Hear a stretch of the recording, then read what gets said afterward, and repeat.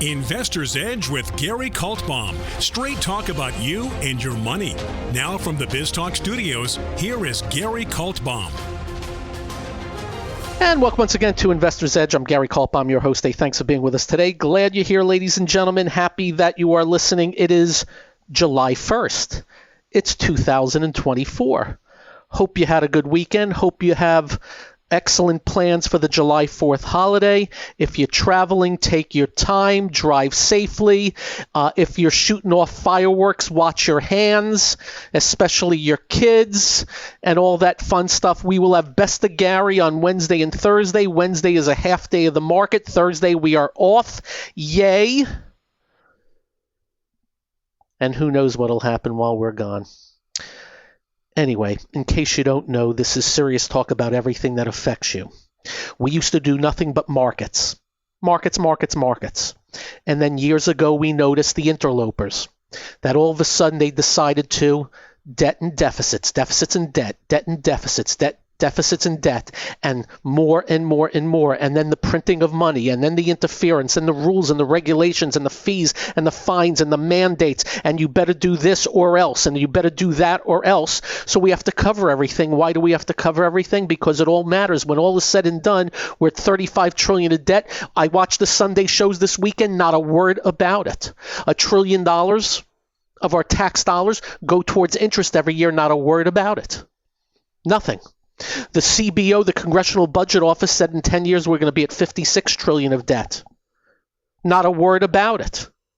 And when the CBO says $56 trillion of debt, that means about $65 to $70 trillion of debt. And this does not count if interest rates go higher, which, by the way, they're doing right now near term, or if we have a recession where revenues to the Morlocks in D.C. go down, meaning deficits go up and all that. So we talk about it all, and especially in election year, we've got to get through the noise, and we're getting a ton of it.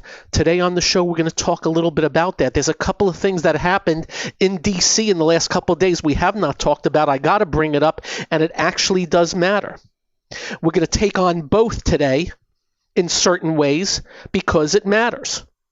Remember, it is we the people, it's not we the government, and I don't care which party it's from. They have turned it into we the government, and it's got to stop. And that's that. And if you do not get this radio show in your city, we'll post it at GaryK.com. We'll also post it on our Twitter feed, which is now X. And if you don't follow us on X, you should. And if you'd like to email me, all you got to do is be nice. You can disagree, that's fine. I can disagree with you, that's fine.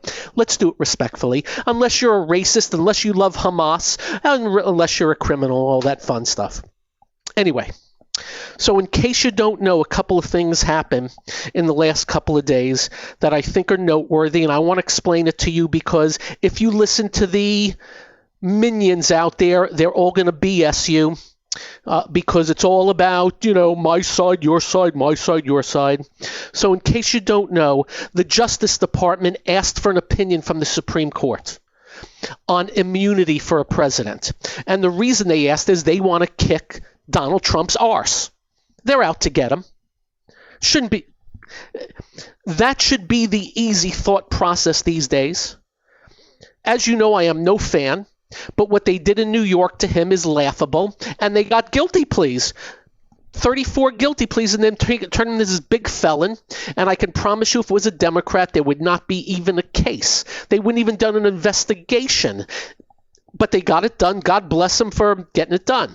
And, of course, there are other cases involved right now. Anyway, they asked the Justice Department about immunity. Well, the Supreme Court came out on party lines. You cannot prosecute criminally that a president has an immunity for official acts. But for a personal act, you can find them on something. But it's also up to the Justice Department to prove it's a personal act and not official act. The Supreme Court doesn't want any part of it. So what this does is help Donald Trump at this point in time. And of course, the Republicans are all very happy right now. The Democrats are all pissed off because, I don't think anything's going to happen to Donald Trump before the election. So the Dems are pissed off. But I just want to make sure you know that, as I've always said, what goes around comes around. You remember Harry Reid with the nuclear thingamabob? You know why we ended up with a conservative Supreme Court? Because of Harry Reid. Go look it up. It enabled McConnell to blow off what's his face to go on the Supreme Court when Obama was president, and boom, it's 6-3. But here's the story. They're complaining about party lines, the Democrats. Now, I got news for you. Then why was it party lines the other way? And the fact of the matter is, a president should have immunity on a professional basis. This is all about Donald Trump. And what's got to be careful about Republicans, if it's a Democrat that's looking for immunity, don't be pissed off if they get immunity, and vice versa. So anyway, that is a big story, because I got news for you. There ain't nothing going down on Trump into the election. Nothing's going to get done. And you may love that, you may hate that, whatever. Next, did you hear about this Chevron case? Well, in case you don't know, the Supreme Court 3 days ago also struck down how do I put this? They cut back sharply the power of federal agencies to interpret laws that they administer. And they ruled that courts should rely on their own interpretation of what they're saying is ambiguous laws. Why is this good news? Because federal agencies are chiefed by a bunch of unelected bureaucrats. And how have they been able to dictate so much policy when they're not elected? So they came back, and go read up, and it was on party lines. They overruled a decision of Chevron versus, I think it was called Natural Resources something or other. And it was called the Chevron Doctrine. And under that doctrine, if Congress has not directly addressed a question of a dispute, a court was required to uphold an interpretation. The Supreme Court came and said the whole thing's misguided. Now, the Democrats on the Supreme Court came in and said that's ridiculous. But you know what's great about this? It enables us to go more towards we the people. Think about this. Go look up, Google the words, how many government agencies are there in California? Go look up how many government agencies there are in D.C. And go look up how many people work in government. And you'd be amazed. And you always get accused when you talk like this of being anti-government. I'm not anti-government. I'm anti-good government. And just like any business, if a business that is accountable to their bottom line and shareholders or whatever, and they have 100 employees, but they only need 90, what do you think they're going to do? Well, does anybody in government ever get fired? And of course, they're paid mucho dollars compared to us regular people. And that's how you get the $35 trillion of debt. So what the Supreme Court's coming out and saying is, these agencies, where did they all? They're not saying this. I'm saying it. Where did all they come from? And why do they have so much power? Shouldn't it be the elected officials with the power? So go look that up, the Chevron case, and you will see it's another of one side of the aisle believes in more government. The other side believes in less government. It's as simple as that. And it really is that simple. Some people believe government's the answer to everything. It's not. It is the problem for everything. It really is. If you think about what Biden's doing with the giveaways to people on student loans, the biggest problem with colleges is how much they charge. And when you guarantee them the money no matter what, they're going to charge no matter what. If you don't guarantee them, they got to start thinking about competing. But now they don't. Therein lies. So Biden feeds the problem. So just letting you know. Those are two real interesting cases, and we'll see how it plays out. There's more to it.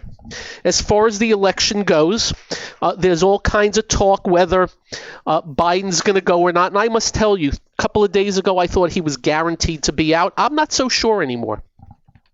I think maybe I'm going to be wrong. I think he's going to stay. And I'm reading about the rules. There are certain rules that you need to get passed in order to replace him. I'm not so sure they can get past that. Now, here's what I don't understand. And by the way, we'll get right into the markets in a minute. And the title of the show is Less Than Meets the Eye, basically. So up next, we'll cover that and the markets and much more. I'm Gary. This is the one and only Investor's Edge.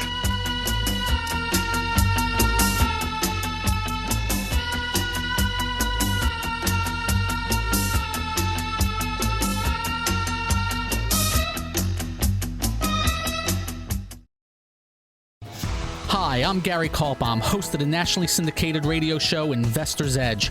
We're not just handsome radio people. We manage investors' money for a living, specializing in fee-based discretionary money management.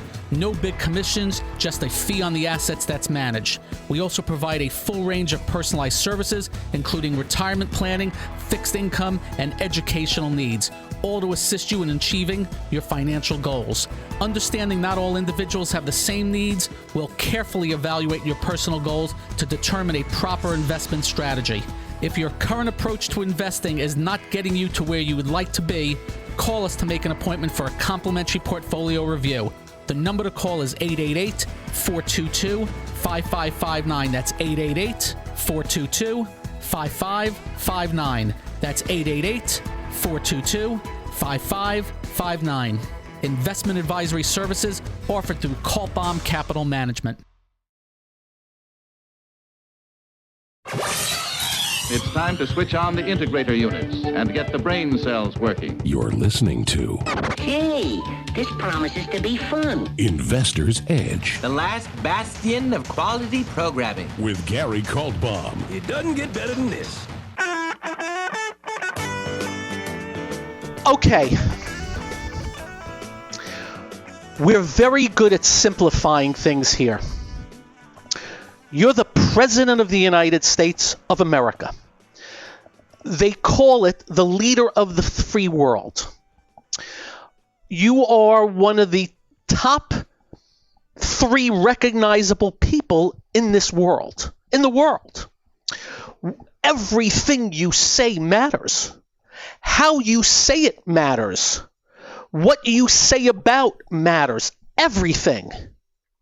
And you also always have a chance. You always have a chance. You can screw up as bad as can be, but you always have a chance to fix it. I remember back with Clinton and the Monica Lewinsky thingamabob. He was gone. For weeks. Quit. And he didn't. And somehow got past it and ended up being popular, even though he's a rapist, sexual predator. By the way, I'd say that to his face. Who's that Virginia governor? Remember with the blackface? If you wear blackface, well, we find out it's selective. Because you have like Jimmy Kimmel, late night wore blackface, Howard Stern, the radio guy, wore blackface. They're excused. So the Virginia guy wore it, and everybody was calling for him to get out. And he just sat. And he stayed the governor. And, you make up for it, I guess. Well, you have the president. By the way, this is true. It's all very selective out there. It depends who you are. Anyway, so for lack of a better word, the president had a debacle at this debate. And as usual and completely expected, the media is doing their usual BSing you. Remember, they're supposed to be the line of defense for you to hold the powerful to account. But what they are doing is as usual, they are being Biden's attorney. Yes, it was terrible. Yes, it was terrible. Yes, it was terrible. Yes, he looked old. Oh, but Trump lied the whole time. Biden did not. Well, we have news for you. Biden lied the whole time also.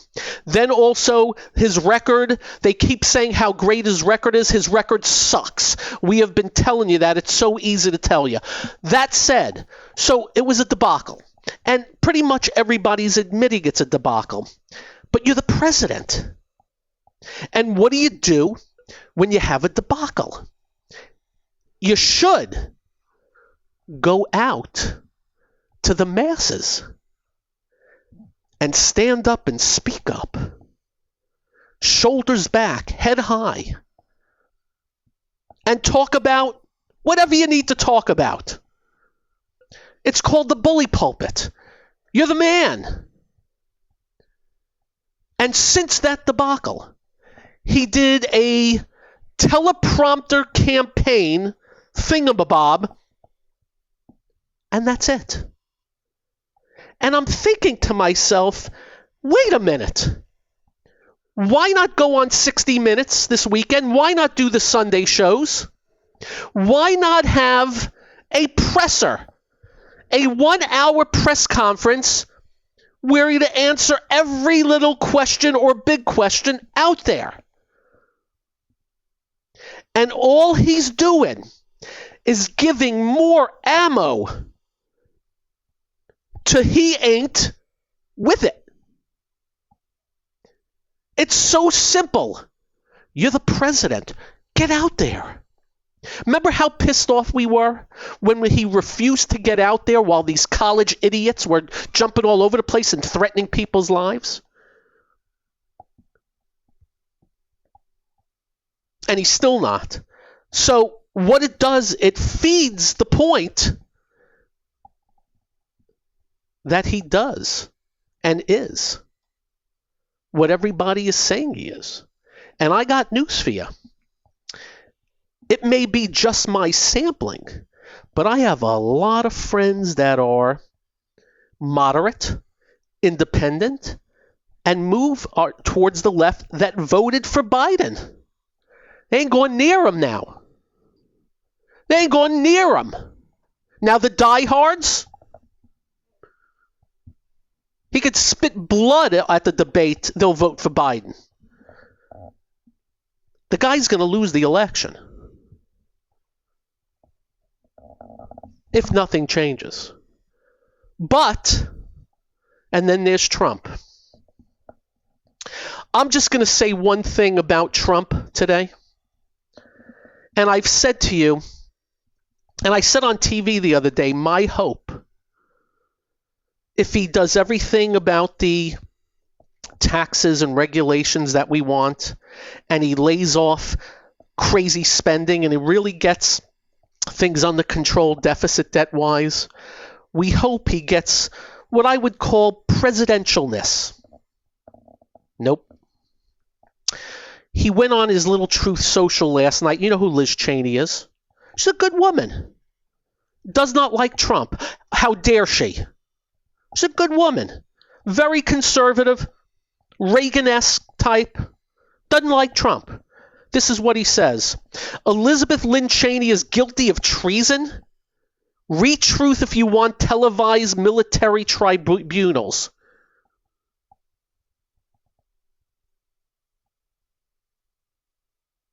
Are you kidding me? And that's when I say to you, it's like the Ebola virus versus the bubonic plague. You know, we've been ripping on Biden big time now just because he's horrible. He's the worst. But Trump, we all know his issues.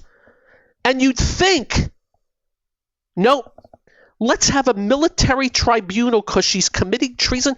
Liz Cheney's never done anything wrong, except doesn't like Trump.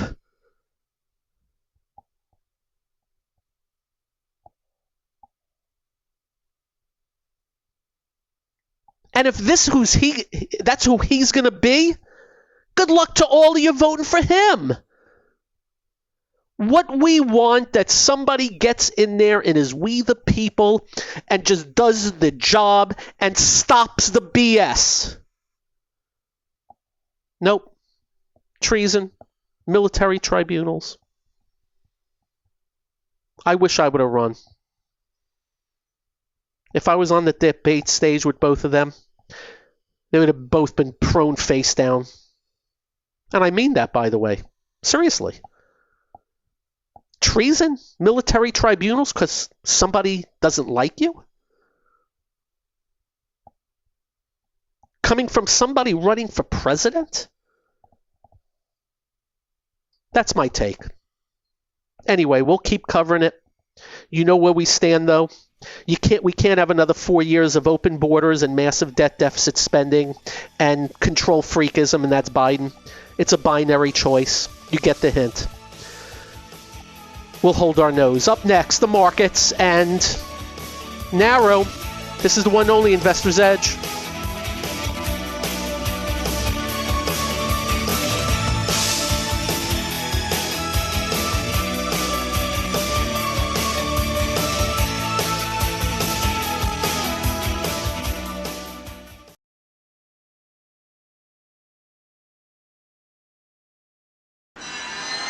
Listening to America is talking. Investor's Edge. He's got to be pleased with that. The crowd is just on its feet here. He's a Cinderella boy. With Gary Kaltbaum. Comes highly recommended. You're going to feel better if you talk to him. Okay. Today, the NASDAQ. On the NASDAQ, 1,548 stocks were up. 2,540 stocks were down. The NASDAQ. New highs on the NASDAQ yearly. I got 3. It's showing 57 when I look up on my screen. But of that 57, I found 3. How can that be? Well, in there is the First Trust India Nifty 50. In there is the Harrow Inc. Senior Notes. This is on the NASDAQ.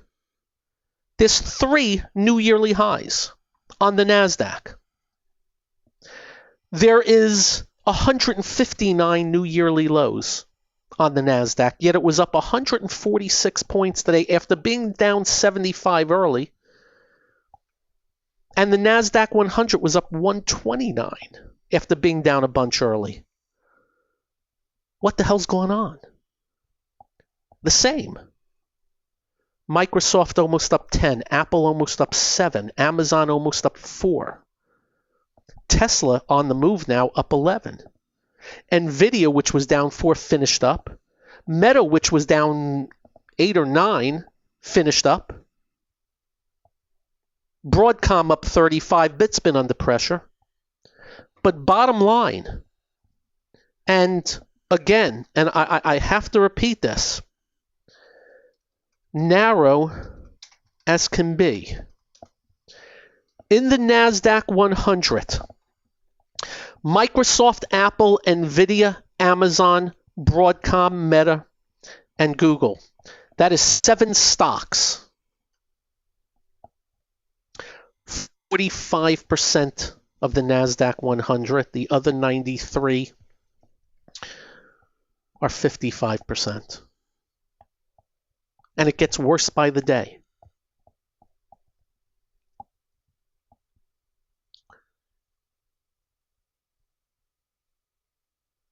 We're just letting you know. We're just letting you know. A, we're going to keep letting you know about the narrowness. B, we're going to tell you what to continue to avoid because of the narrowness. C, we're going to tell you where the narrowness is. D, we're constantly letting you know that very often, not 100% of the time, narrowness eventually leads to look out. Because if what is not working worsens and continues to worsen and goes deeper into worsening, the eventuality always is they come and get. And I must tell you, late Friday, they were smacking the heck out of some of these, that Microsoft and Apple and Amazon. They came right back at them today. And let me repeat, advanced declines, I'll narrow it down 15 to 25 on the NASDAQ, yet it was up 146. By the way, on the New York, advanced declines were 1426. And what remains weak? Housing related, economically sensitive stuff. Well, housing and housing related would be economically sensitive, but I'm also talking about construction, building, industrial types, machinery like Deere and Caterpillar, tools and the like. A ton of retail, very weak, some strong, but a ton. Dick's Sporting Goods gaps up on what I thought was weird earnings, and it's crumbling. Home Depot and Lowe's, crumbling. I can give you a big list of retail. The transports, rails, truckers, airlines. Delta Airlines was acting strong. That's rolled over. Auto parts retail. AutoZone was down $130 today. O'Reilly Automotive down 40. Restaurants. Now, we've been telling you about how some restaurants are strong. Guess what's happening to the strong restaurants? Chipotle. It's broken below the 50-day. Not the end of the world. Domino's Pizza broke the 50-day today. Texas Roadhouse broke below the 50. Now, actually, that reversed a little. I'll give it the credit. But just worsening in the restaurants. Oils. Interesting enough, oil prices were up a couple of bucks today, yet oil stocks were down. Commodities. I will state coal stocks skyrocketed today. Something happened with somebody suspending production, which typically sends coal prices going up. So the coal stocks were strong. Not so sure that's going to last. I can tell you the cruise lines, which had been acting better, got hit today. But that may be, there's a hurricane south of where I'm sitting right now. European markets, weak. Asian markets, weak. In the Dow,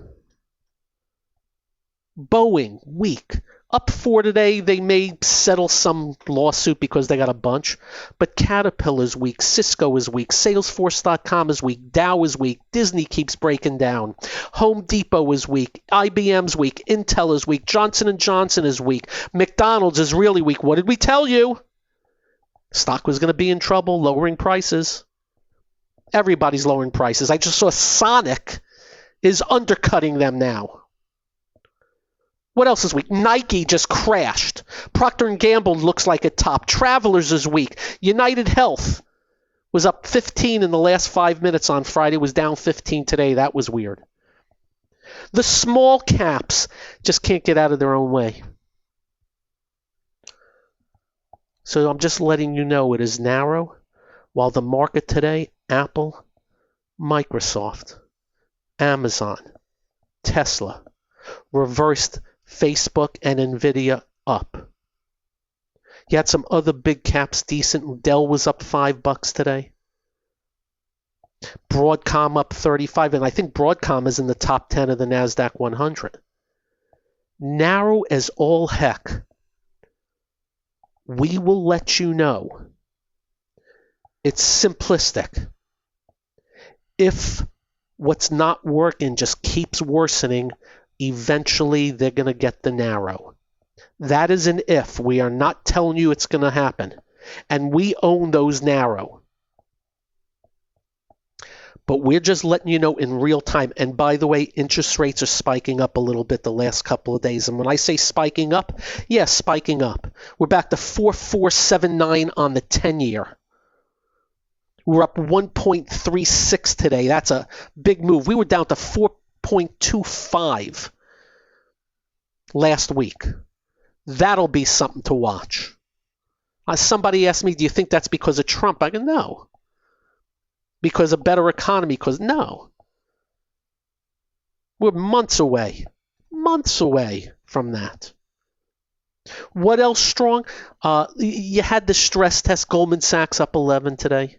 That's a strong financial. JP Morgan up nicely today. JP Morgan, did it finish at new highs? Almost. Strong. So some of that's in good shape. Not all. Certainly not the regionals, which are a little bit better. We're just letting you know the big theme is narrow. Some software stocks in pretty good shape. If CrowdStrike breaks above 395, that would be probably positive for it. If it sticks, of course. They just got added to an index. Narrow as all heck, kids.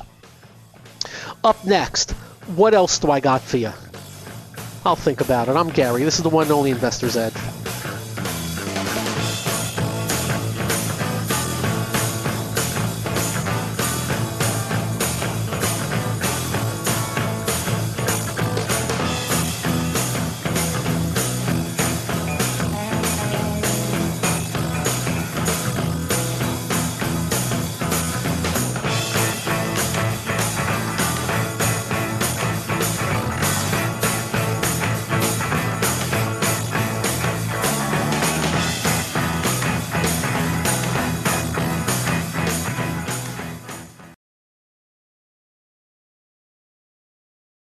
You're listening to... What are we waiting for? Well, what are you waiting for? 1, 2, ready, go. Action! Investor's Edge with Gary Kaltbaum.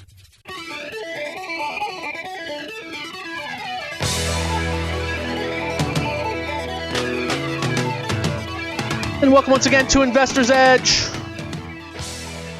Staying with the markets, but really the big thing here is narrow. And the good news is the semiconductors, which were down pretty big on the open, finished up just a few points today. If that sticks, that's good news. If they really come after the semis, we'll be talking. GameStop. The Roaring Kitty, the guy's name is Keith Gill.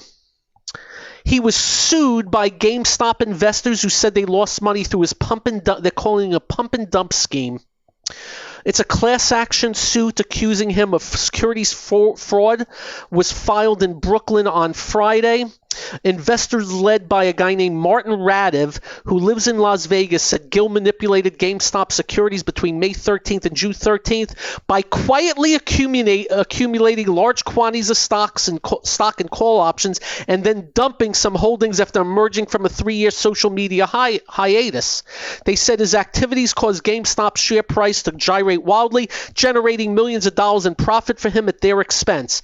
Defendant still enjoys celebrity status and commands a following of millions to his social media. Accordingly, defendant was well aware of his ability to manipulate the market for GameStop securities as well as the benefits he could reap.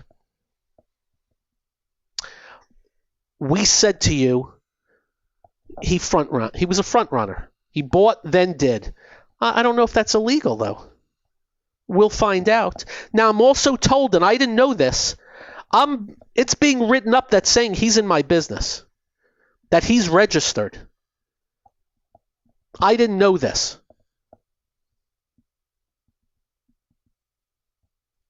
Next, another one.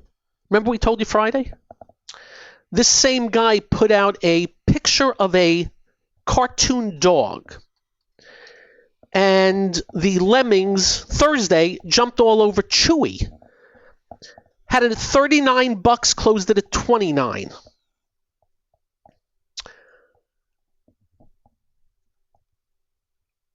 Well, over the weekend it was disclosed this Keith Gill owned a bunch of Chewy. It opened today at 30. It closed at 25.40 as they gave him the big middle finger. Now, I'm told he owns the GameStop at 23. It's 23. And Chewy, I don't know. But I'm letting you know again, and I'm measuring my words. This ain't no Robin Hood. This is self-dealing. This is somebody knows, unfortunately, there's a lot of lemmings out there.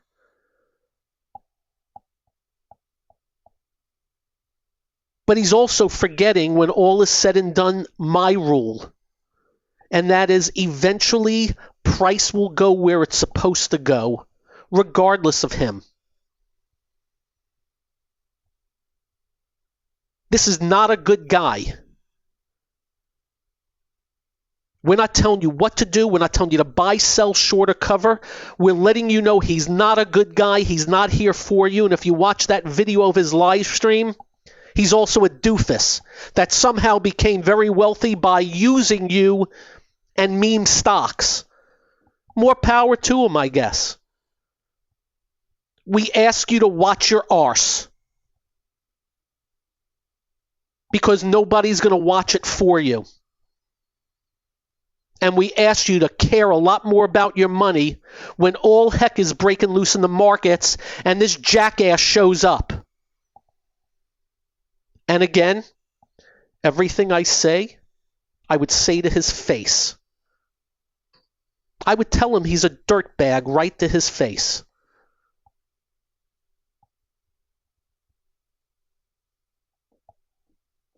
Anyway, so Chewy, everybody was all excited today. Opened it at 30, 25, 44. I have absolutely no clue where these stocks go from here, whether they can juice them up, send them down. What I do know is GameStop came under $10 and the company's worsened and put more shares out there. Chewy, I have absolutely no feel for. They do business. They have business. They do a lot of business, and actually the numbers don't look so bad. I do know they did some kind of reorganization that juiced the stock about 7-8 weeks ago. I don't know much more than that. I'm not sure if I've ever used Chewy or not.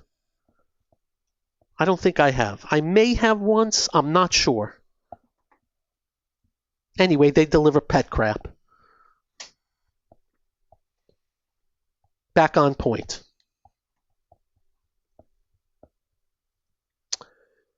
Every bear market we have ever had started with narrowness.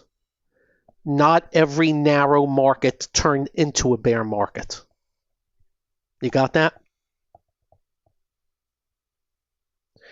It got even more narrow today, while that money came out of the broad and into more of the narrow. And I'm not saying they ain't worth it, because they do things right, these big companies. I did a scan today at 1 o'clock, and I can tell you the amount of stocks versus bad versus good. Crypto, just letting you know, gapped up today and held right where it needed to, or it would have gone into an even bigger correction. Just letting you know. Nothing to do. It's now in a range going back to late February. That's all I can tell you. And I think it may just stay there. But you can draw a line underneath, and it went right back to that line at the close Friday and gapped it up today. That's the crypto. That's the Bitcoin. Letting you know. Gold, silver, nondescript. Range bound. Can't say anything bad, but range bound right now. Nothing to do. And as always, if anything we talk about range-bound breaks out to the upside or breaks down to the downside, we'll be yapping away. But narrow as all heck. And that is not going to stand for too much longer. We'll let you know. You have a good evening. Drive carefully. When you get home, do like we do. Quite simple. Make sure you hug your family. Make sure you hug your children. They will feel better. You will feel better. I promise. Peace out. Serenity now. And again, if you're traveling, be patient. And if you don't have TSA pre, don't complain about the lines at the airports. Get yourself TSA pre or clear or whatever else they got. Have a great one, everybody. Good night. This has been Investor's Edge with Gary Kaltbaum on BizTalk. To listen to past episodes or to get in contact with Gary, go to GaryK.com. That's GaryK.com.